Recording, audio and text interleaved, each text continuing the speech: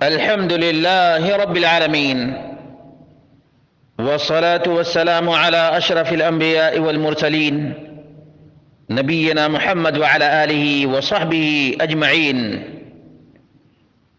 قال الله تعالى: يا أيها الذين آمنوا اتقوا الله حق تقاته ولا تموتن إلا وأنتم مسلمون. برادران اسلام، دینی اور ملی بھائیوں، دوستوں اور ساتھیوں، ایک عظیم مصلح لیکن بدنام، آپ جانتے ہیں وہ کون عظیم مصلح لیکن بدنام ہیں؟ وہ عبد القادر الجیلانی البغدادی رحمہ اللہ ہیں، من اشد المشائخ الذین ظلموا عبد القادر الجیلانی، وہ مشائخ جن پر سب سے زیادہ ظلم کیا گیا ہے عبد القادر الجیلانی البغدادی ہیں. وقد ظلمہ الصوفیہ ظلما عظیما بانتسابہم الیہ، صوفیوں نے عبد القادر الجیلانی پر ظلم کیا ہے اور جھوٹی نسبت ان کی طرف کر دی ہے. وتشییدہم القبور باسمہ ثم عبادتها من دون اللہ، اور قبروں کو ان کے نام پر پختہ بنایا گیا، پھر اللہ کے علاوہ قبروں کی پوجا کی گئی.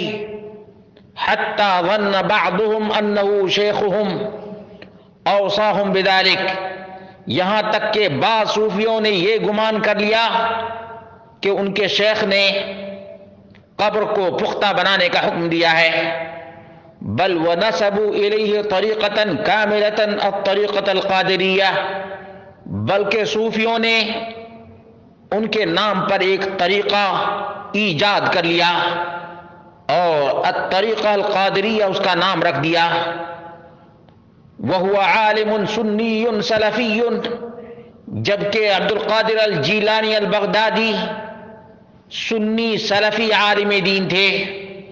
بریء من شرک المشرکین وعبادت العابدین لقبرہ، مشرکین کی تمام تر حرکتوں سے وہ بری تھے اور ان کی قبر کی پوجا کرنے والوں کی عبادت سے بھی بری الذمہ. عاش و مات و دفن ببغداد، پیدا ہوئے، وفات سے دوچار ہوئے، بغداد میں دفن کیے گئے. وبنی لہ ضریح ہناک، اور ان کے نام پر پختہ قبر اور مزار بنایا گیا. والعجیب ان له ضریح ایضا فی تونس والجزائر والمغرب وغیرہم، تعجب کی بات تو یہ ہے کہ ان کی قبر تونس میں بنائی گئی، الجزائر میں بنائی گئی، المغرب میں بنائی گئی، اور ہند و پاک میں تو جگہ جگہ عبد القادر الجیلانی البغدادی کے نام پر ڈھیر بنے ہوئے ہیں جن کی پوجا و پرستش ہوتی ہے. فما اکذب الصوفیہ فی اقامت الاضرحہ لجمع المال ونشر الشرک، یہ صوفیہ قبروں کو پوجا کر کے مال بٹورتے ہیں اور شرک کو عام کرتے ہیں. علامہ مبارک میلی الجزائری نے کہا: اما ان یکون للصالح الواحد قبران فهذا نعرفه لغیر صالح، کسی نیک ترین انسان کی دو قبر ہو یہ ہمیں معلوم ہے کہ کسی نالائق ہی کی دو قبر ہو سکتی ہے، کسی بزرگ اور ولی کی دو قبر نہیں ہو سکتی ہے. رسالۃ الشرک صفحہ نمبر 362. علامہ ابن تیمیہ رحمہ اللہ نے کہا: وقال ابن تیمیہ الشیخ عبد القادر ونحوه من اعظم مشایخ زمانهم امرا بالالتزام الشرع والامر والنہی.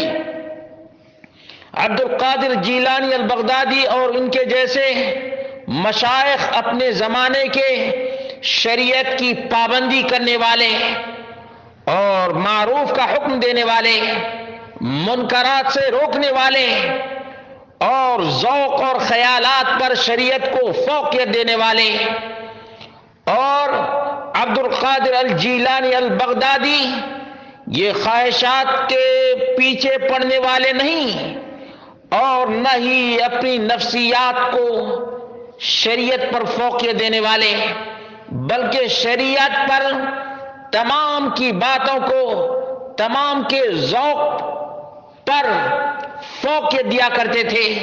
مسلمانوں اپنی آنکھیں کھولو اور عبد القادر الجیلانی البغدادی پر ظلم مت کرو، جھوٹی کرامتیں ان کے نام پر بیان کر کے اور مشکل اوقات میں یا غوث المدد بول کر عبد القادر الجیلانی البغدادی پر ظلم نہ کرو، ورنہ تمہارا انجام لات و عزا کے پجاریوں کے ساتھ ہوگا، اور جس طرح سے ہبل کی دہائی دینے والوں کا انجام ہوا تمہارا بھی انجام ہوگا۔ مدعی توحید کے اور شرک سے یہ ساز باز